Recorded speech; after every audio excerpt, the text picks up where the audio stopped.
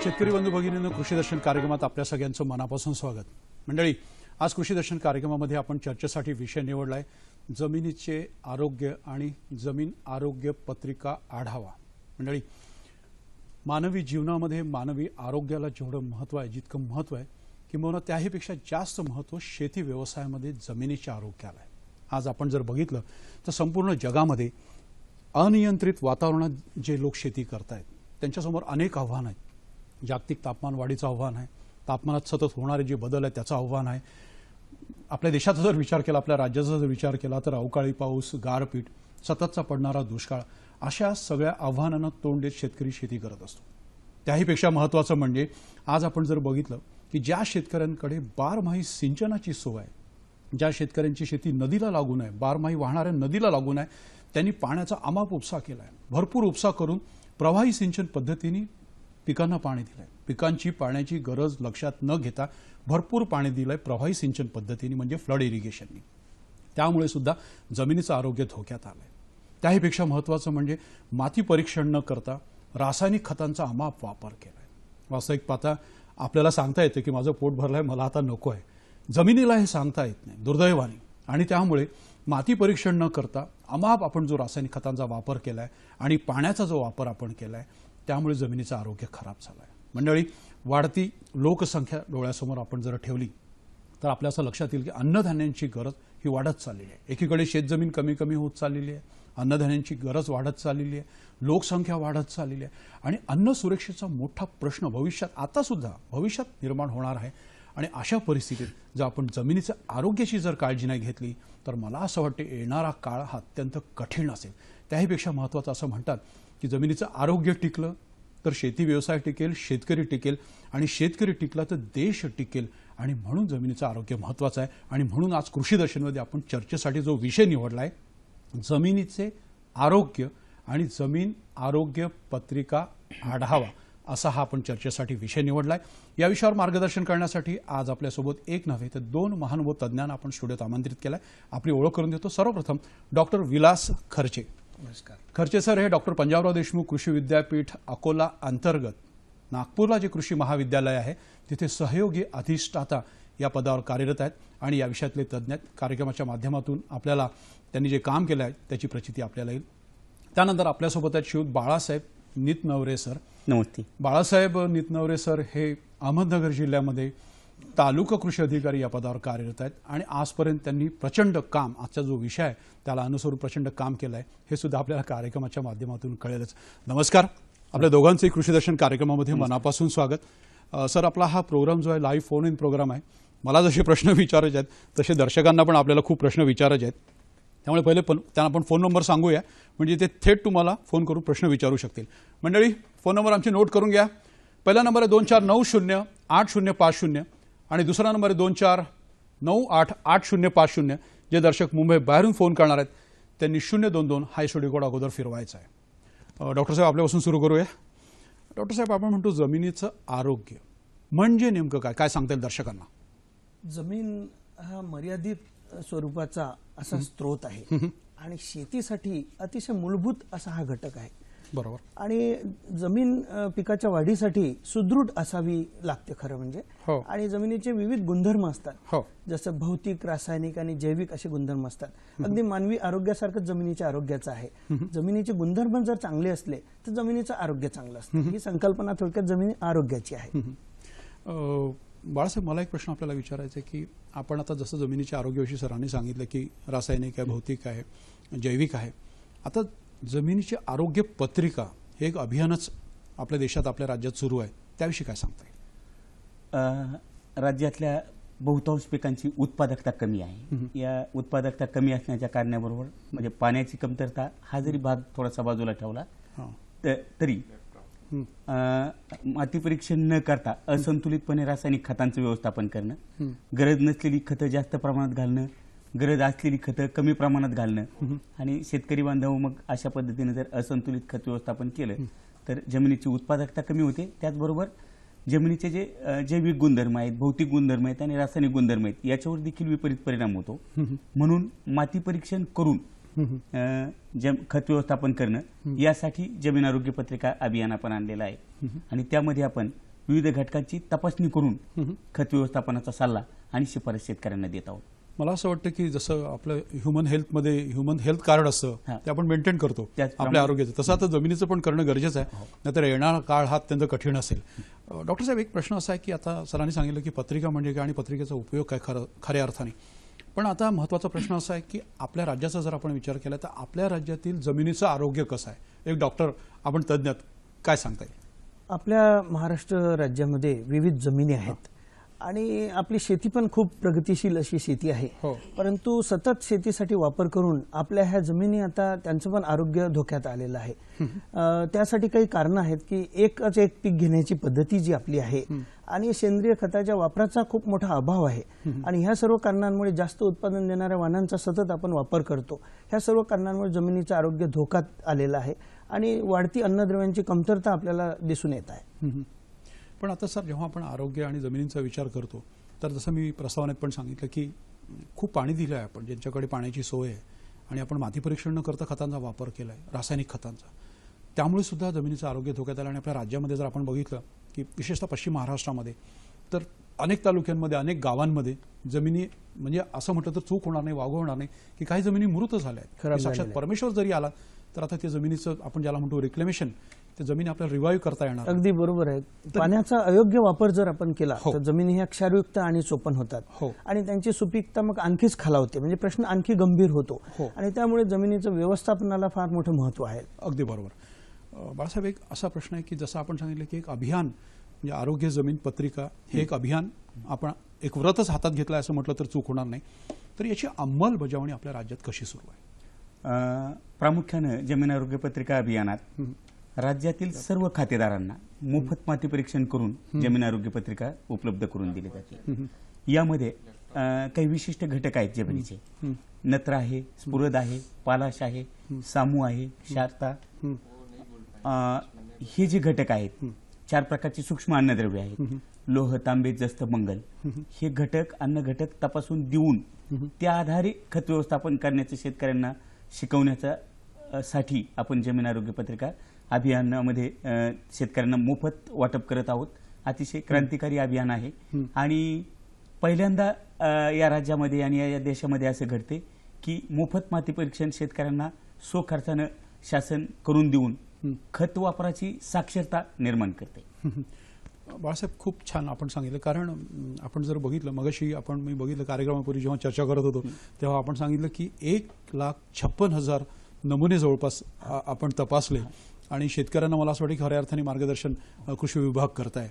Doctor साहेब, एक असा प्रश्न आहे की आज आपण म्हणतो की राज्यातल्या जमिनी म्हणजे विशिष्ट भागामध्ये, प्रत्येक ठिकाणी नाही, प्रत्येक गावात नाही, पण बऱ्याच अंशी जमिनीची जी आरोग्य आहे, जमिनीची तब्येत जी आहे ती खराब झाली आहे, खालावली आहे. काय मुख्य कारण असू शकतात?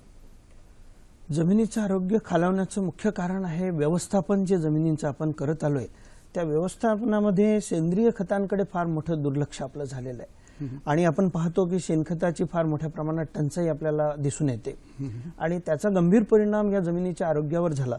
आज जर आपण बघितलं तर सेंद्रिय कर्ब हा जो घटक आहे हा फार गांभीर्याने आपल्याकडच्या जमिनीमध्ये कमी झालेला आहे आणि त्यामुळे सेंद्रिय कर्ब कमी झाल्यामुळे इतर जे जमिनीचे गुणधर्म असतात त्यावर त्याचा विपरीत परिणाम होतो आणि मग हवा खेळती राहत नाही, पाणी खेळतं राहत नाही, त्यामध्ये अन्नद्रव्यांची उपलब्धता होत नाही, सूक्ष्म अन्नद्रव्यांची कमतरता वाढत जाते आणि आपण जी खतं वापरतो त्यांना देखील प्रतिसाद मिळत नाही आणि मग उत्पादन कमी होतं आपल्याला. सर, एक फोन घेऊया. अमरनाथ पाटील जळगाववरून काही विचारू इच्छितात? विचारा. मी अंबरनाथ पाटील बोलतो जळगाववरनं, रावेर तालुका इथून. जरा मोठ्याने बोलता.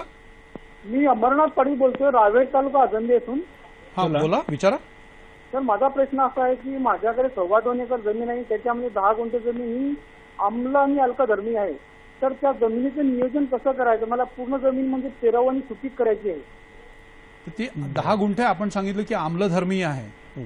हा, 2.25 एकर पैकी 10 गुंठे माझी आम्लधर्मी आणि अल्कधर्मी ऍसिडिक आहे. सर, काय सांगताय? त्यांची जमीन आम्लधर्मी नसेल, त्यांचा सामू त्यांनी तपासून पाहायला पाहिजे. खरं म्हणजे ते अल्कधर्मी ते बोललेत आणि अल्कधर्मी ती असेल, जळगावची आहेत ते. आणि त्यामुळे त्यांनी हिरवळीच्या खतांचा वापर जर केला तर तो सामू आपल्याला निश्चितपणे कमी करता येतो. अल्कली धर्मी ज्या जमिनी आहे अंमलदारांनी माती परीक्षण करणं गरजेचं आहे आणि माती परीक्षणाचा जो अहवाल, जो रिपोर्ट येणार आहे, तो रिपोर्ट जवळच्या तालुका कृषी अधिकाऱ्याला किंवा एक जो कृषी अधिकारी आहे, जो या विषयातला तज्ज्ञ, त्याला जर दाखवला तर त्या जमिनीत आम्लधर्मी जर असेल तर नेमकं आपल्याला काय ट्रीटमेंट त्याला दिली पाहिजे, काय आपल्याला त्यात करता येईल की जेणेकरून त्याचा सामू हा उदासीन म्हणजे नियंत्रित असेल, 6.7 to 7.5 पर्यंत असेल, असं जर ठेवला तर त्यासाठी आपल्याला मिळू थोडक्यात शकेल. म्हणजे हिरवळीच्या खतांचा वापर केल्याने फायदा होऊ शकतो. सर, आता हे जे अभियान आहे आपलं, तर महाराष्ट्रातला जो राज्यातला शेतकरी आहे, तळागाळातला शेतकरी आहे, त्याला याचा कसा उपयोग होऊ शकेल? कारण तळागाळातल्या शेतकऱ्यांपर्यंत बरेच वेळा आपण असं बघतो की विस्तार कार्य जे आहे ते तळागाळातल्या शेतकऱ्यांपर्यंत पोहोचत नाही असं म्हणता येणार नाही, पण पोहोचायला उशीर लागतो. तर अभियानाचा कसा फायदा तळागाळातल्या शेतकऱ्याला होऊ शकेल? शेतकरी बांधवांच्या दृष्टीनं या अभियानातून एक सगळ्यात मोठा जर फायदा कोणता झाला असेल तर खतावरचा खर्च कमी झालेला आहे. आंधळेपणानं माती परीक्षण न करता तुम्ही जर खत व्यवस्थापन केलं तर काही घटक जे जमिनीमध्ये अगोदरच जास्त आहेत, हे घटक आपण जमिनीमध्ये शेतकरी बांधव टाकतो. तिथं आपल्याला माहिती आहे की खतं खूप महाग आहेत, जास्त प्रमाणात जर घेतली तर दुष्परिणामकारक देखील आहेत. तर हा खर्च शेतकऱ्यांचा वाचतोय, ही सगळ्यात मोठी गोष्ट.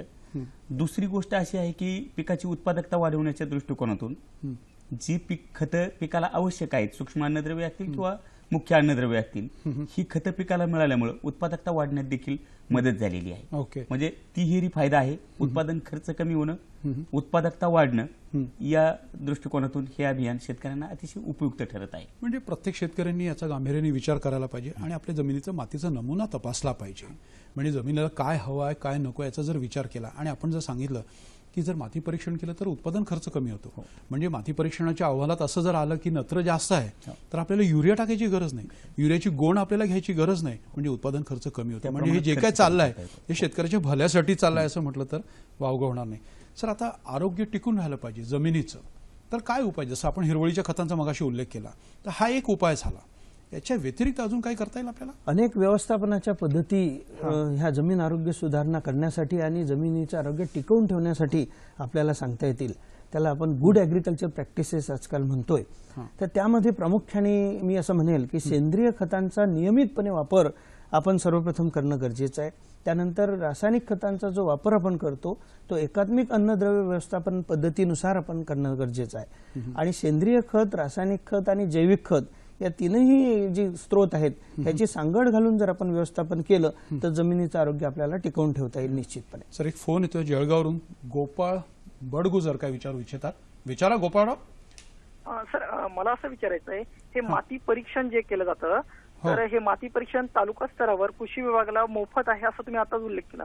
पण एकंदरीत विषय असा की प्रत्येकाला ते फ्री आहे का की अदर शेतकऱ्यांना फक्त आहे की? गोपाळ बडगुजर जळगावून, आणि त्यांनी प्रश्न विचारला होता की हे जे माती परीक्षण आहे शासनातर्फे केलं जातं, कृषी विभागातर्फे केलं जातं, हे सर्वांसाठी मोफत आहे का ही सुविधा, असा त्यांनी प्रश्न विचारला होता. मला असं वाटतं बाळासाहेब याचं उत्तर देतील. काय सांगतील बाळासाहेब? जमीन आरोग्य पत्रिका अभियान हे राज्यातील सर्व शेतकऱ्यांसाठी मोफत आहे. अल्पभूधारक, अत्यल्प भूधारक, कोरडवाहू शेतकरी, बागायत शेतकरी, अर्धमध्यम, मध्यम, मोठा शेतकरी, राज्यातल्या प्रत्येक शेतकऱ्यांसाठी मोफत माती परीक्षणाचा सुविधा याच्यामध्ये आहे. आपण तालुका कृषी अधिकारी, आपल्या गावचे कृषी सहाय्यक, मंडळ कृषी अधिकारी कार्यालयाशी संपर्क साधून आपण माती परीक्षण करून घेऊ शकता आणि या जमीन आरोग्य पत्रिकेचा लाभ घेऊ शकता. बाळासाहेब, एक अजून महत्त्वाचा प्रश्न असा आहे की आता आरोग्य पत्रिका तयार झाली आहे, मातीचा नमुना तपासलाय, पत्रिका तयार झाली, तर याचं वितरण कसं होतं? जमीन आरोग्य पत्रिकेचं वितरण हे दोन प्रकारे केलं जातं. एक तर आरोग्य पत्रिकेची प्रिंट काढून कागदी रिपोर्ट कृषी सहाय्यकामार्फत त्या गावातील शेतकऱ्यांना वितरित केला जातो, हा एक भाग. त्याचबरोबर एक अत्यंत महत्वाकांक्षी की ज्या शेतकऱ्यांची जमीन आरोग्य पत्रिका तयार झालेली आहे, फार्मर पोर्टल नावाची जी आपली केंद्र शासनाची कृषी विभागाची वेबसाईट आहे, त्या वेबसाईटवर हे सगळे जमीन आरोग्य पत्रिका डिजिटली आपण तिथं जतन करून ठेवलेले आहेत. म्हणजे गावातला, खेडेगावातला शेतकरी जिथे इंटरनेटची सुविधा आहे, वेबसाईटवर आपली जमीन आरोग्य पत्रिका, जमिनीची स्थिती किंवा ज्याला आपण कुंडली म्हणू जमिनीची आरोग्याची, ती पाहू शकतो, बघू शकतो. म्हणजे ही सोय आहे आणि नेटच्या माध्यमातून सुद्धा पत्रिकेचं वितरण होऊ शकतं. एक अकोल्याहून फोन येतोय. महेश चौधरी काय विचारू इच्छितात? विचारा. महेशजी विचारा. हा नमस्कार सर. नमस्कार. सर हे अभियान तर मला वाटतं फार चांगलं आहे, पण काय आहे की तळागाळातल्या शेतकरीचा याच्याबद्दल थोडा निरुत्साह दिसतोय. कारण की बरोबर. स्वतःहून हे करायला तो मागे पुढे बघतो. सरकारी बरोबर. यंत्रामधले तो असं दबूनच राहतो. तर माझं असं म्हणणं होतं की महेशराव एखादी तुम्ही बेरोजगार संस्था वगैरे- महेशराव पहिले हा. तुम्ही तुमच्या टीव्हीचा आवाज कमी करा आणि एकदम सलग कमी प्रश्न आहे, सर. विचारा. ओके. तर माझं असं म्हणणं होतं की एखादी सुशिक्षित बेरोजगार संस्था किंवा एखाद्या अशा कुठल्या संस्थेला जरी काम दिलं आणि शेतकऱ्यांना ते त्यांच्या जमिनीवर म्हणजे 2 स्टेपला त्यांना जर काही फॅसिलिटी मिळाली आणि एक प्रकारे जर काही मॅन्डेटरी केली तर हे अभियान मला ते सफल होईल. कारण की स्वतःहून मला ते शेतकरी जरा यायला जरा काचकूच करणारच आहे. बरोबर. तर त्याबद्दल जर विचार केला तुम्ही एखाद्या संस्थेला जर कुठलं काम दिलं आणि मॅन्डेटरी केलं एक प्रकारचं, हो बरोबर तर आहे. याचा आपण मला ते प्रश्न कळलाय तुमचा. बाळासाहेब आपल्यासोबत आहेत. बाळासाहेबांना आपण विचारूया काय सांगता. जमीन आरोग्य पत्रिका अभियानाची अंमलबजावणी करताना त्याच्या मार्गदर्शक सूचनांमध्येच शासकीय संस्था, अशासकीय संस्था, आपण म्हणताय तशा NGO यांचा सहभाग, विद्यालय आहेत, काही खाजगी कारखान्यांच्या प्रयोगशाळा आहेत, या सगळ्या संस्थांचा सहभाग घेऊन अभियानाची प्रगती गाठावी असं मुळातच या अभियानाच्या उद्दिष्टामध्ये समाविष्ट आहे. आपण माती नमुना गोळा करण्यासाठी म्हणा, माती परीक्षणासाठी म्हणा, अशा संस्थांचा सहभाग राज्यभर घेतला जातोय. त्याला प्रतिसादही अतिशय चांगला लाभला जातोय. आणि तुम्ही जी एक शंका उपस्थित केली की शेतकऱ्यामध्ये निरुत्साह दिसून येतो, तर शेतकऱ्यानं निरुत्साह असण्याचं काही कारण नाही. कारण अभियानामध्ये माती नमुना गोळा करण्याचं काम हा त्या गावचा कृषी सहाय्यक करत असतो. त्याच्यामार्फत माती नमुना गोळा करून प्रयोगशाळेमार्फत पाठवला जातो. शेतकऱ्याला फक्त एकच करायचे की आपलं शेत दाखवायचं आणि आपला माती नमुना कृषी विभागाच्या कर्मचाऱ्याकडून, अधिकाऱ्याकडून घेतला गेला की नाही, फक्त याची खात्री करणं एवढाच भाग याच्यामध्ये आहे. थोडक्यात कृषी सहाय्यक जो आहे आपल्या गावामध्ये जो येतो त्याला जरी आपण याविषयी आपण बोललात त्याच्याशी, तर मला असं वाटतं की मातीचा नमुना तो घेईल आणि आपलं जे काम आहे पत्रिका पण आपल्याला तयार करून मिळेल. डॉक्टर साहेब, मला एक प्रश्न विचारायचा की जेव्हा आपण जमिनीच्या आरोग्याचा विचार करतो तेव्हा अन्नद्रव्यांचा विचार हा झाला पाहिजे. एकात्मिक अन्नद्रव्य व्यवस्थापन म्हणजे इंटिग्रेटेड प्लांट न्यूट्रिएंट मॅनेजमेंट हे झालं पाहिजे. बरेचसे शेतकरी करत नाहीत. याविषयी काय सांगता येईल? जमिनीचं आरोग्य खरं म्हणजे आपल्याला चांगलं ठेवण्यासाठी फक्त रासायनिक खतांचा, आपण हे बोललात की फक्त रासायनिक खतांचा वापर केला तर जमिनीचं आरोग्य हे बिघडत जातं. आणि त्यामुळे याच्या मागे पार्श्वभूमी अशी आहे की एकात्मिक अन्नद्रव्य व्यवस्थापनामध्ये रासायनिक खत, जैविक खत आणि सेंद्रिय खत या तिन्ही अन्नद्रव्यांचा स्त्रोतांचा वापर आपल्याला एकत्रितपणे केला तर त्याचा फायदा आपल्याला दिसून येतो. म्हणजे अन्नद्रव्यांची उपलब्धता वाढते आणि एकात्मिक अन्नद्रव्य व्यवस्थापनातून जर आपण वापर केला तर त्याचा आपल्याला फायदा होतो. आणि आपल्या जमिनींमध्ये फार मोठ्या प्रमाणामध्ये अन्नद्रव्यांची कमतरता दिसून येते. जसं आता इथं याच्यामध्ये यवतमाळ जिल्ह्याच्या जमिनीतील जस्ताची कमतरता इथं दाखवलेली आहे. तर हे जर आपण बघितलं तर आपल्याला दिसतं किती गांभीर्याने ह्या सूक्ष्म अन्नद्रव्यांची कमतरता आपल्या जमिनीमध्ये आहे.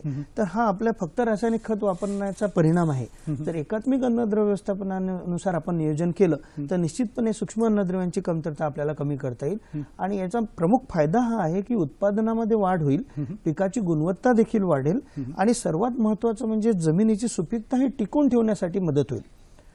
आज आपण बघतो की रासायनिक खतांचा वापर होतो, परंतु या रासायनिक खतांना जमिनीमध्ये प्रतिसाद मिळत नाही, कारण जमीन मुळात आजारी झालेली आहे. एकात्मिक अन्नद्रव्य व्यवस्थापनानुसार जर आपण व्यवस्थापन केलं तर ह्या महागड्या रासायनिक खतांचा आपल्याला प्रतिसाद मिळेल आणि म्हणून मग आपल्याला गुणवत्ता देखील मिळेल. शाश्वत शेती जे आपण म्हणतो ती आपल्याला शाश्वत शेती खऱ्या अर्थाने करता येईल. डॉक्टर साहेब, आपण खूप छान सांगितलं की जमिनीचं आरोग्य, तिची तब्येत खराब झाली आहे. म्हणजे थोडक्यात असं आहे की पहिले आपल्याला जसं आपण ब्लड टेस्ट करतो त्यानंतर आपल्याला कळते की नेमकं आपल्याला काय झालंय, तसं माती परीक्षण हे अत्यंत महत्त्वाचं आहे. जे मोफत होतं, शासन करताय, त्याला वेळ पण कमी लागतो, ते सर्वात पहिले झालं पाहिजे. नंतर आपण एक खूप छान सांगितलं की हिरवळीच्या खतांचा उपयोग कुठे होताना दिसत नाही. मध्ये मी माझ्या कामासाठी आफ्रिकेत गेलो होतो तेव्हा मी बघितलं की आफ्रिकेतला शेतकरी हिरवळीच्या खतांचा पहिले वापर करतो. म्हणजे जमिनीच्या आरोग्याला त्यांनी खूप महत्त्व दिलेलं आहे. मला असं वाटतं आपण कुठेतरी या बाबतीत चुकतोय किंवा कमी पडतोय. हिरवळीच्या खतांचा वापर झाला पाहिजे, रासायनिक खतांसोबत सेंद्रिय खतांचा वापर झाला पाहिजे. आणि सर्वात महत्त्वाचं म्हणजे आपलं जे आपण जेव्हा शेतीमध्ये खत देतो तेव्हा नत्र, स्फुरद आणि पालाश इथपर्यंतच आपण मर्यादित राहतो. सूक्ष्म अन्नद्रव्यांचा आपण विचार करत नाही की बोरॉन कमी आहे की जस्त कमी आहे. जसं आता डॉक्टर साहेबांनी सांगितलं की जस्ताची कमतरता फार मोठ्या प्रमाणामध्ये आहे, तर याचा सुद्धा विचार शेतकऱ्यांनी केला पाहिजे. म्हणजे समतोल वापर झाला पाहिजे. जसं आपण समतोल आहार घेतो तसं जमिनीला सुद्धा तो लागतो, याचा विचार झाला पाहिजे. बाळासाहेब, मला एक प्रश्न आपल्याला विचारायचा आहे की जेव्हा ही पत्रिका हातात येते आरोग्य पत्रिका, तर त्याच्यात लिहिलं असतं की याचा पीएच काय, याचा EC काय, नत्रस्फुरची मात्रा काय किंवा सेंद्रिय कर्ब किती आहे. हे एक जो सामान्य तळागाळातला शेतकरी आहे त्याला कदाचित जर हे समजलं नाही की याच्यात नेमकं या पत्रिकेत लिहिलंय काय, दडलंय काय, तर याचं मार्गदर्शन तज्ज्ञांनी त्याला दिलं तरच त्या पत्रिकेचा उपयोग होऊ शकेल. काय सांगताय? अतिशय चांगला प्रश्न. अभियानाची उपयुक्तता शेतकऱ्यांना कधी सिद्ध होईल तर ही आरोग्य पत्रिका शेतकऱ्यांच्या उपयोगी आली पाहिजे. शेतकऱ्यांच्या उपयोगी आरोग्य पत्रिका निर्माण येण्यासाठी शेतकऱ्यांचं प्रबोधन करणं आवश्यक आहे. कृषी विभागानं खरीप हंगामाच्या सुरुवातीला एक अतिशय मोठा कार्यक्रम हाती घेतलेला आहे.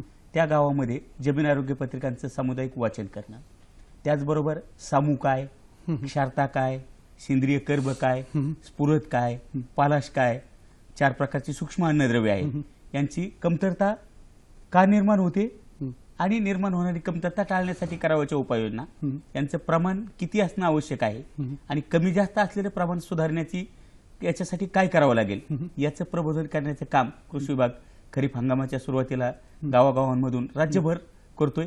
त्याला प्रतिसाद अतिशय चांगला मिळतोय. हे जमिनीचे गुणधर्म, जैविक, भौतिक, रासायनिक, हे गुणधर्म शेतकऱ्याला कळले या आरोग्य पत्रिकेच्या माध्यमातून तर खत व्यवस्थापनाच्या बाबतीत शेतकरी साक्षर होईल. माती परीक्षणाची संस्कृती. हो सर, एक फोन घेऊया, माफ करा. औरंगाबादहून संतोष नलावडे काही विचारू इच्छितात? विचारा संतोषराव. संतोषराव, टीव्हीचा आवाज कमी करा, प्रश्न सलग विचारा लवकर. हॅलो, नमस्कार सर. नमस्कार, विचारा संतोषराव. Hello sir. हा विचारा. माझा असा प्रश्न आहे की समजा आमच्या गावामध्ये कृषी सहाय्यक येत नाही तर मग आपण स्वतः नमुना घेऊन गेले चालतंय का? जे आपलं संतोष नलावडे औरंगाबादहून, आणि त्यांनी सांगितलं की कृषी सहाय्यक गावामध्ये येत नाही, दिसत नाही, तर आम्हीच जर नमुना काढला आणि जर आपल्याकडे घेऊन आलो, म्हणजे तालुका कृषी अधिकाऱ्याकडे, असं त्यांना म्हणायचं असेल असं मी समजतो, तर त्याचं परीक्षण आणि ती आरोग्य पत्रिका मिळू शकेल का? या प्रश्नाचं उत्तर असं आहे, जमीन आरोग्य पत्रिका अभियान राबवताना दरवर्षी ठराविक गावांची निवड केली जाते. तालुक्यात जेवढी गावं आहेत ती 3 वर्षात पूर्ण करावयाची असल्याने जर आणि नमुना घेताना एक अत्यंत महत्वाचं आहे की अक्षांश रेखांशाची नोंद केली जाते. जमीन आरोग्य पत्रिका अभियानाचं खरं यश कशामध्ये आहे तर माती नमुना तुम्ही किती चांगल्या पद्धतीने काढता यासाठी, तर याच्यासाठी प्रशिक्षित कृषी सहाय्यकामार्फतच माती नमुना याच्यात काढला जाणं अपेक्षित आहे. अक्षांश रेखांशाची जिथून माती नमुना घेतला जातो तिथं नोंदही घेणं अपेक्षित आहे. त्यामुळं माती नमुना शेतकऱ्यांनी काढणं आणि घेऊन जाणं अपेक्षित नाही. तुम्ही 2 गोष्टी खात्री करावी लागेल तुम्हाला की तुमचं गाव यावर्षी निवड झाली का माती नमुना घेण्यासाठी, हे एक पाहावं लागेल. आणि जर निवड झाली असेल आणि कृषी सहाय्यक आला नसेल तर तालुका कृषी अधिकाऱ्यांशी संपर्क साधून आपली तक्रार तिथं नोंदवून कृषी सहाय्यकाला बोलून घेऊन त्याच्या मार्फत माती नमुना गोळा करून घ्यावा आपण. म्हणजे माती नमुना तपासणं अत्यंत गरजेचं आहे, कारण जमिनीचं आरोग्य महत्त्वाचं आहे असं सरांना पण सांगायचं आहे. आणि कृषी सहाय्यकाला बोलवून आपण घेऊ शकता. तालुका कृषी अधिकाऱ्याकडे जाऊन आपण जर सांगितलं की कृषी सहाय्यक आपल्या गावात येत नाही, तर मला असं वाटतं की तालुका कृषी अधिकारी याबाबतीत आपल्याला नक्कीच मदत करतील. डॉक्टर साहेब, एक महत्त्वाचा प्रश्न असा आहे की जेव्हा आपण जमिनीच्या आरोग्याचा विषय बोलतो, आज संपूर्ण जगामध्ये जर आपण बघितलं तर सेंद्रिय शेतीविषयी खूप बोलल्या जात आहे. प्रत्येकाला असं वाटतं की मला विषमुक्त अन्न मिळालं पाहिजे, मला सेंद्रिय मालच मला हवा आहे. प्रत्येकाला असं वाटतं, प्रत्येकाला प्रत्येकाच्या आरोग्याची काळजी, असं म्हणतात की जान है तो जहां है. आता डॉक्टर साहेब, सेंद्रिय शेती म्हणजे शेणखताचा वापर अमाप होतो, शेणखताचा वापरच करायला पाहिजे किंवा गांडूळ खताचा करायला पाहिजे. पण अशा परिस्थितीमध्ये आज शेणखतच बाजारात उपलब्ध नाही, ज्या प्रमाणात हवं आहे उपलब्ध नाही, आणि अशा परिस्थितीत मग शेतकऱ्यांनी करायचं काय? याआधी सुरुवातीला सांगितलं की शेणखताची फार मोठी टंचाई आहे आणि सेंद्रिय खतांचं फार मोठं महत्त्व आपल्या ह्या जमीन आरोग्य व्यवस्थापनामध्ये आहे. तर जमीन आरोग्य जर आपल्याला चांगलं ठेवायचं असेल तर मुळात आपल्याला सेंद्रिय पदार्थ हे जमिनीमध्ये घालावे लागणार आहेत. मग आता शेणखताची जर टंचाई आपल्याकडे असेल तर त्याला अनेक पर्याय आपल्याला सांगता येतील. मी आता हिरवळीच्या खतांविषयी सांगत होतो. तर हिरवळीचे पिकं आहेत अनेक. तागासारखं पीक आहे, ढेंच्यासारखं पीक आहे. अगदी कपाशीच्या 2 ओळीमध्ये जरी आपण ताग आणि ढेंच्याची लागवड केली तर आपल्याला उत्तम प्रकारचा सेंद्रिय पदार्थ जमिनीला मिळवून देता येतो. म्हणजे अनेक पर्याय या शेणखताला आहेत. दुसरा एक अतिशय महत्त्वाचा पर्याय आहे की आपले पिकाचे जे अवशेष असतात, रेसिड्यू जो असतो पिकाचा, ह्या पिकाच्या अवशेषांमध्ये खूप मोठ्या प्रमाणामध्ये अन्नद्रव्य असतात, परंतु बऱ्याचदा हे जाळून टाकले जातात. तर हे न जाळता ह्याचं उत्तम प्रकारे कंपोस्ट हे खरं म्हणजे केलं पाहिजे. आणि कंपोस्ट करून, आता कंपोस्ट हे लवकर कुजण्यासाठी जीवाणूंचा वापर करता येतो. आम्ही एक PDKV डिकम्पोजर म्हणून त्यासाठी तयार केलेलं आहे. तर अशा तऱ्हेने शेणखताला अनेक पर्याय आहेत. पिकांची फेरपालट करणं देखील त्याला गरजेचं आहे. म्हणजे अनेक पर्याय त्या सेंद्रिय खतांमध्ये. व्हर्मी कंपोस्ट हा एक अतिशय चांगला गांडूळ खत जे आहे अतिशय चांगला पर्याय शेणखताला आहे. तर अशा तऱ्हेने, परंतु एक गोष्ट निश्चित की जमिनीचं आरोग्य आपल्याला चांगलं ठेवण्यासाठी सेंद्रिय पदार्थांची जी जमिनीमध्ये कमी आहे ती आपल्याला शेणखत जरी नसलं तरी हे पिकांचे अवशेष असतील, कंपोस्ट असेल, व्हर्मी कंपोस्ट असेल किंवा हिरवळीचे खतं असतील, हिरवळीचा पाला असेल, जसं ग्लेरिसिडियाचे पानं असतात, तर या ग्लेरिसिडिया झाडाचे पानं जर आपण टाकले त्याला ग्रीन लीफ मॅन्युअरिंग म्हणतात. गिरीपुष्पाचे झाड, गिरीपुष्पाचा पाला जरी आपण टाकला तर आपल्याला आपली जी रासायनिक खतांवरची निर्भरता जी आहे ती आपल्याला कमी कुठेतरी करावी लागणार आहे. आणि या सेंद्रिय पदार्थाचा जमिनीमध्ये आपल्याला वापर निश्चितपणे करावा लागणार आहे. सर, एक फोन आलाय. जगन्नाथ पोतलापुरे लातूरून काय विचारू इच्छितात? विचारा जगन्नाथराव. ते माती परीक्षण जे आहे याच्यामध्ये पिकाला लागणारे अवशेष, पिकाला लागणारे जो अन्नघटक आहेत, सोयाबीन पिकाला लागणारे अन्नघटक, याची काही माती म्हणजे पत्रिकेमध्ये काही माहिती येईल का? म्हणजे जे घटक लागणार आहेत सोयाबीनला आपल्या माती परीक्षणामध्ये सर सांगतील. बाळासाहेब काय सांगतील? ज्यावेळी माती नमुना शेतकऱ्यांच्या शेतातून घेतला जातो त्याचवेळी त्या शेतकरी खरीप हंगामात, रब्बी हंगामात, उन्हाळी हंगामात कोणती पिकं घेतो, शेतामध्ये फळबाग कोणती आहे का, याची नोंद त्या तुमच्या माती नमुनाच्या चिठ्ठीमध्ये केली जाते. आणि त्यानुसार जो शेतकरी जिथून नमुना घेतलाय, जी पिकं घेतो त्या पिकांचे सगळे डोस, आवश्यक डोस आणि माती परीक्षणानुसार आलेले डोस त्या आरोग्य पत्रिकेमध्ये समाविष्ट केलेले असतात. आणि सर्वात महत्त्वाचं म्हणजे त्यांनी आता सरांनी सांगितलं की ही पत्रिका आल्यानंतर कृषी सहाय्यक जो आपल्या गावामध्ये आहे, जर आपल्याला त्यातलं काही कळलं नाही की याचा वापर कसा करायचा किंवा नेमकं या पत्रिकेमध्ये काय आहे, या अहवालात काय, तर ते सुद्धा आपल्याला समजून सांगण्याचा प्रयत्न कृषी सहाय्यक करत असतात. या प्रकारचं प्रशिक्षण सुद्धा दिलं जातं कृषी विभागातर्फे. तर मला असं वाटतं या गोष्टीचा जर आपण विचार केला आणि गांभीर्याने या गोष्टीकडे बघितलं तर आपल्या जमिनीचं आरोग्य टिकेल, आणि जमिनीचं आरोग्य टिकलं तर उत्पादकता आणि उत्पादन वाढेल. डॉक्टर साहेब, मला एक प्रश्न विचारायचा होता. मगाशी आपण जेव्हा ब्रेक घेतला त्याच्यापूर्वी आपण सांगत होतात की गांडूळ खताचा वापर झाला पाहिजे, शेणखताचा वापर झाला पाहिजे, हिरवळीच्या खतांचा वापर झाला पाहिजे. पण त्यापेक्षा महत्त्वाचं म्हणजे फार पूर्वी, अनेक वर्षांपूर्वी संतांनी सुद्धा आपल्याला सांगितलं आहे, संत तुकाराम, संत ज्ञानेश्वर यांनी, की जेव्हा आपण पीक घेतो, भाताचं पीक असो किंवा गव्हाचं पीक असो, आपल्याला वरचंच हवं असतं, जी ओंबी असते वरची तीच आपल्याला हवी असते, खालचं आपल्याला नको असतं. पण ते सुद्धा आपण पेंढा विकण्यासाठी, चारा विकण्यासाठी आपण ते सुद्धा जमिनीत खालून कापून आपण त्याचा वापर करतो. वास्तविक पाहता संत ज्ञानेश्वरांनी असं सांगितलं होतं की जो उर्वरित भाग आहे पिकाचा तो परत आपण जमिनीला दिला पाहिजे, म्हणजे सेंद्रिय कर्ब आणि सेंद्रिय खत तिथे निर्माण होईल आणि जमिनीचं आरोग्य टिकेल. मला असं वाटतं फार पूर्वीपासून अनेक गोष्टी आपल्याला संतांनी सांगितल्या आहेत, पण आपण त्या विसरलो आहेत काळाच्या ओघामध्ये. आणि विशेषतः हरित क्रांतीनंतर मला असं वाटतं की आपण खूपच खतांचा आणि रासायनिक कीटकनाशकांचा वापर केला आहे आणि त्यामुळे मानवी आरोग्य आणि जमिनीचं आरोग्य दोन्ही धोक्यात आलेलं आहे. मला एक प्रश्न सर आपल्याला विचारायचा डॉक्टर साहेब, की आपण नत्र, स्फुरद आणि पालाश, मी बरेच शेतकरी बघितलेत की त्यांचं फक्त नत्र, स्फुरद, पालाशपर्यंतच त्यांची गाडी येऊन थांबते. वास्तविक पाहता सूक्ष्म अन्नद्रव्य, जसं आपण मगाशी सांगितलं, याविषयी खूप गांभीर्याने विचार करणं गरजेचं आहे. म्हणजे आपण जर बघितलं की पूर्वी प्रायमरी न्यूट्रिएंट्स कुठले, मेजर न्यूट्रिएंट्स कुठले, तर नत्र, स्फुरद आणि पालाश. पण आता गव्हर्नमेंट ऑफ इंडियानी, सरकारने असं म्हटलं की नत्र, स्फुरद, पालाश आणि सल्फर, NPK अँड सल्फर, म्हणजे सल्फर तसं कॅल्शियम, मॅग्नेशियम, सल्फर हे सेकंडरी होतं, पण त्याला आता NPK-S मध्ये घेतलेलं, म्हणजे वरती पुढे घेतलेलं आहे त्याला. याला काहीतरी कारण असलं पाहिजे. म्हणजे आपल्या देशात सल्फरची कमी सुद्धा जमिनीमध्ये आढळलेली आहे. सर, काय प्रकाश टाकतील या विषयावर? असं आहे, पिकाच्या वाढीसाठी जवळजवळ 17 प्रकारच्या अन्नद्रव्यांची गरज असते. बरोबर. या 17मध्ये आता प्रामुख्याने आपण जसं बोललात की NPK हे नत्र, स्फुरद, पालाश हे निश्चितपणे महत्वाचे आहेत आणि मुख्य आहेत. परंतु त्याच्या पुढे जाण्याआधी मी आपल्याला सांगू इच्छितो की या नत्र, स्फुरद, पालाशमध्ये देखील संतुलित वापर होत नाही, ही फार गांभीर्याची बाब आहे. आणि खरं म्हणजे म्हणून जमिनीचं आरोग्य बिघडलेलं आहे आणि पिकावर जो विपरीत परिणाम होतोय तो NPKचा बॅलन्स यूज होत नाही म्हणून होतोय. बऱ्याचदा आपल्याला असं दिसतं की युरियाचा वापर होतो, फक्त DAPचा वापर होतो, पण पालाशचा वापर होत नाही. म्हणून सर्वप्रथम महत्वाचं आहे की NPK या तिन्ही अन्नद्रव्यांचा वापर हा संतुलित प्रमाणात होणं फार गरजेचं आहे. असंतुलित खतांच्या वापराचे दुष्परिणाम खूप मोठ्या प्रमाणात होतात.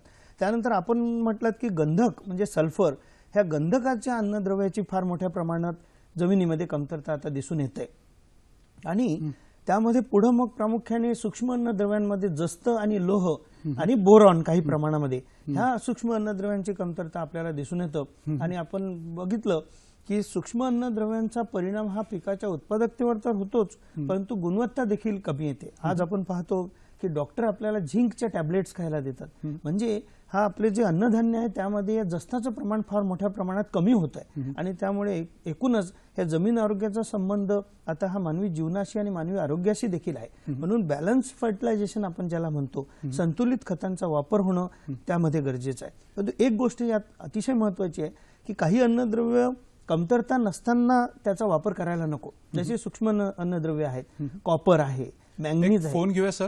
सोलापूरहून SS खाताळ काय विचारू इच्छितात? विचारा. खाताळजी विचारा, आवाज येतोय? हा, नमस्ते सर. नमस्कार, विचारा सर. नमस्ते. नमस्ते. हॅलो सर, नमस्ते. नमस्कार. हा विचारा, आवाज येतोय, विचारा. Sir, food safety standard act जो आहे, ज्यावेळेस आपला परदेशात माल विकतो, हो, तर तिथं ऍक्ट लागू होतो, तर लोकल मध्ये का नाही असं मला विचारायचं होतं. आपल्या खूप छान प्रश्न तुम्ही विचारलाय खाताळ साहेब.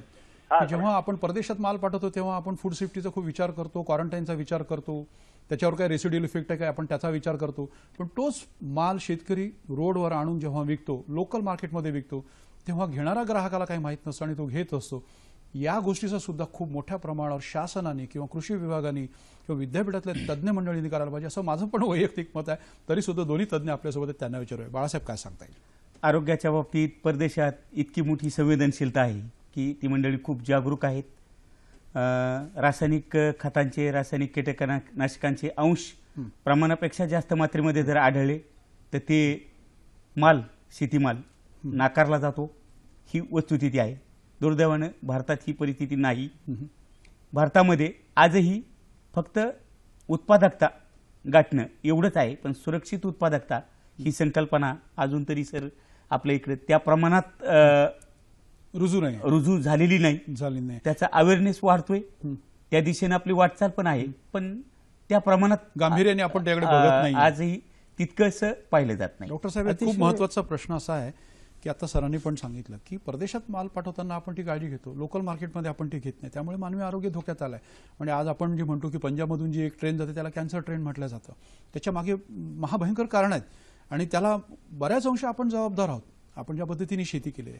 तर डॉक्टर साहेब, मला माहिती आहे की मगापासून जेव्हा बाळासाहेब उत्तर देत होते तेव्हा आपली चलबिचल मी बघितली की आपल्याला या विषयावर थोडा प्रकाश टाकायचा आहे. काय सांगता? अतिशय चांगला प्रश्न खरं म्हणजे यांचा आहे. हो, इथं आपण एक लक्षात घेतलं पाहिजे की आपण शिफारशीनुसार जर रासायनिक खतांचा वापर केला तर तो घातक होत नाही.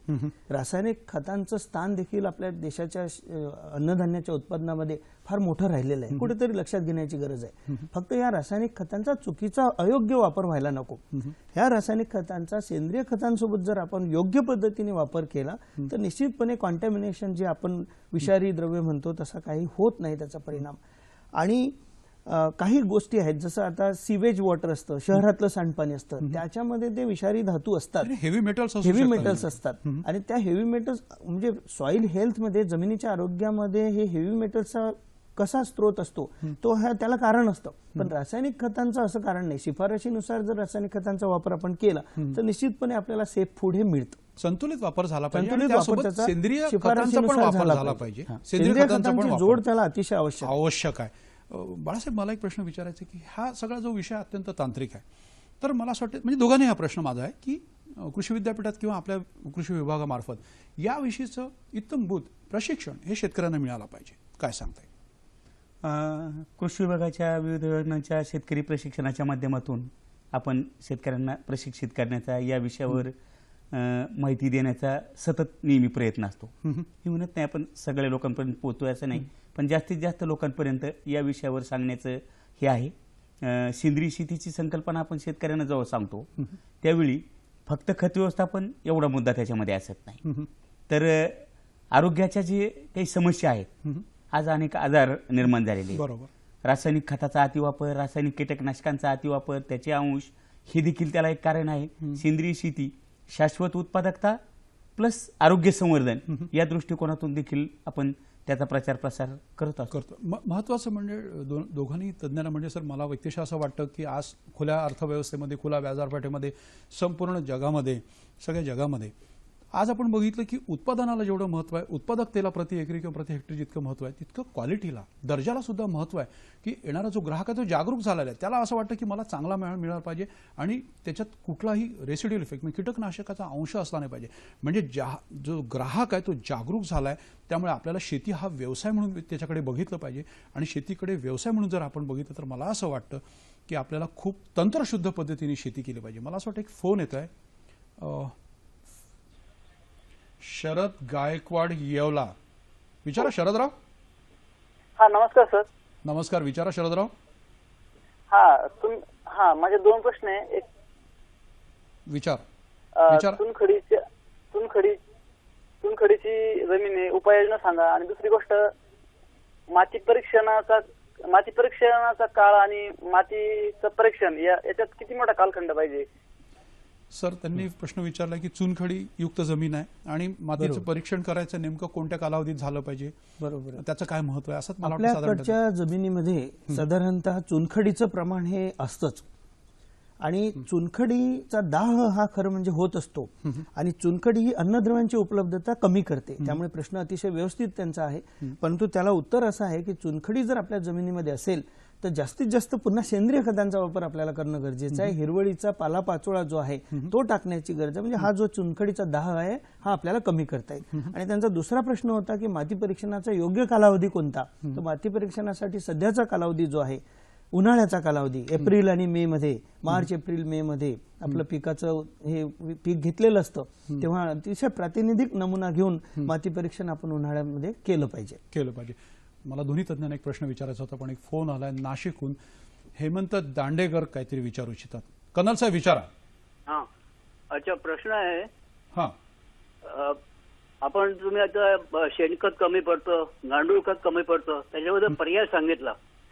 पर्यायामध्ये तुम्ही सोनखताचा काही उपयोग आहे असं सांगितलेलं नाहीये. दुसरा प्रश्न, पावसाळ्यात जमिनीचं आरोग्य मध्ये काय फरक पडतो का.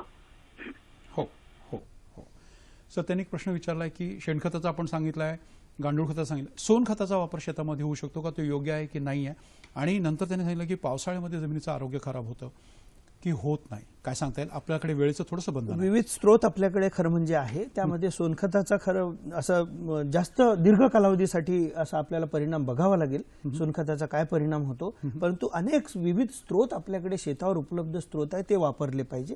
आणि दुसरा प्रश्न त्यांचा होता की पावसाळ्यामध्ये जमिनीचं आरोग्य. निश्चितपणे जमिनीचं जे गुणधर्म असतात ते बदलत असतात. कारण धूप होते. हो धूप असते आणि त्यामुळे जमीन वाहून जाते, माती वाहून जाते. त्यामुळे थोडासा परिणाम होत असतो. सेंद्रिय कर्ब अन्नद्रव्यांचा ऱ्हास हा होत असतो. निश्चितपणे गुणधर्म हे बदलत असतात. त्यामुळे स्थिर ठेवण्यासाठी, गुणवत्ता चांगली ठेवण्यासाठी आपल्याला उपाययोजना करणं गरजेचं असतं. म्हणजे जमिनीची धूप थांबवली पाहिजे आपण. आणि हिरवळीच्या खतांचा आपण जर वापर केला आणि जमिनीची धूप थांबवली तर मला असं वाटतं जमिनीचं आरोग्य खराब होणार नाही. आपण थोडंसं जमिनीच्या आरोग्याची काळजी घेणं गरजेचं आहे पावसाळ्यामध्ये किंवा पावसाळ्याच्या सुरुवातीपासून. बाळासाहेब एक प्रश्न असा आहे की आपण या अभियानाविषयी सांगितलं की जमीन आरोग्य पत्रिका जी आहे त्या अभियानाविषयी सांगितलं, त्याची अंमलबजावणी कशी होते त्यांनी सांगितलं, शेतकऱ्यांना कसा याचा फायदा होतो हे आपण सांगितलं.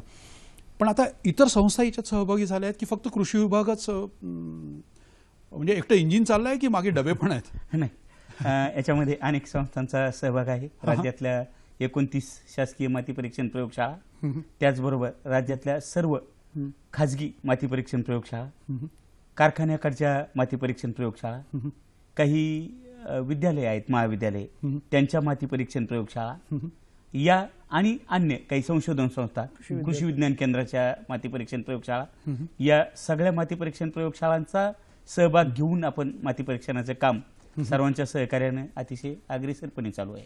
आपल्या पत्रांची आम्ही वाट बघत असतो तेव्हा पत्ता आम्ही आपल्याला स्क्रीनवर आपल्या दाखवतोय. पत्र आपण लिहून आम्हाला सूचना करू शकता. निर्माता कृषी दर्शन, दूरदर्शन केंद्र, पांडुरंग बुतकर मार्ग, वरळी, मुंबई 400030. मंडळी ईमेलच्या माध्यमातून सुद्धा आपण आम्हाला आपल्या सूचना कळवू शकता. हा कार्यक्रम आपल्याला कसा उत्तम करता येईल, शेतकऱ्यांपर्यंत कसा सहज पोहोचवता येईल याविषयी जर ईमेलच्या माध्यमातून सुद्धा आपण आम्हाला संपर्क करू शकता. ईमेल ID आम्ही आत्ताच आपल्याला स्क्रीनवर दाखवले ते कृषीदर्शन ddkmumbai@gmail.com आणि कृषी वार्ता ddkmumbai@gmail.com आणि पोर्टलच्या माध्यमातून फेसबुकच्या माध्यमातून सुद्धा आपण आमच्याशी संपर्क साधू शकता। आणि सर्वात महत्त्वाचं म्हणजे आपण जर हा कार्यक्रम मिस केला असेल, आपली ऑफिसमधून येताना उशीर झाला असेल, तर हा कार्यक्रम दुसऱ्या दिवशी सकाळी 6 वाजता पण दाखवला जातो। आणि सर्वात महत्त्वाचं म्हणजे यूट्यूबच्या माध्यमातून सुद्धा हा कार्यक्रम आपल्याला बघता येतो। म्हणजे हा कार्यक्रम जर मिस झाला असेल तर आपल्याला परत बघता येतो यूट्यूबच्या माध्यमातून। मंडळी, आज सर्वात महत्त्वाचा जो विषय होता की जमिनीचं आरोग्य, याविषयी दोन्ही तज्ज्ञांनी आपल्याला सांगितलं की जमिनीचं आरोग्य सर्वात महत्त्वाचं आहे। कारण जमीन जर टिकली, जमिनीचं आरोग्य चांगलं असेल तर उत्पादन चांगलं मिळेल, उत्पादकता चांगली मिळेल आणि सर्वात महत्त्वाचं म्हणजे जे उत्पादन आहे त्याचा दर्जाही आपल्याला चांगला मिळू शकतो। फक्त आपल्याला एवढं करायचं आहे की नियमित आपल्याला माती परीक्षण करायचं आहे आणि माती परीक्षण केल्यानंतर माती परीक्षणाचा जो अहवाल आहे त्यानुसारच आपल्याला खतांचा वापर करायचा आहे। आणि त्याहीपेक्षा महत्त्वाचं म्हणजे चारही विद्यापीठांनी ज्या शिफारसी केल्या आहे की नत्र किती द्यायचं, स्फुरद किती द्यायचं, पालाश किती द्यायचं, त्याचं काटेकोर पद्धतीने आपल्याला जर पालन केलं आपण आणि रासायनिक खतांसोबत आपण जर जे सेंद्रिय खत आहे त्याचा जर आपण वापर केला, हिरवळीच्या खतांचा जर वापर आपण नियमित केला तर जमिनीचं आरोग्य आपण टिकवू शकतो। कारण जमीन टिकवणं अत्यंत महत्त्वाचं आहे। सर, आपण दोघं इथे आलात, कार्यक्रमात सहभागी झालात आणि मला असं वाटतं अत्यंत साध्या आणि सोप्या भाषेमध्ये आपण आपल्या शेतकऱ्यांना मार्गदर्शन केलं। आपल्या दोघांचे मनापासून आभार, धन्यवाद, नमस्कार। नमस्कार।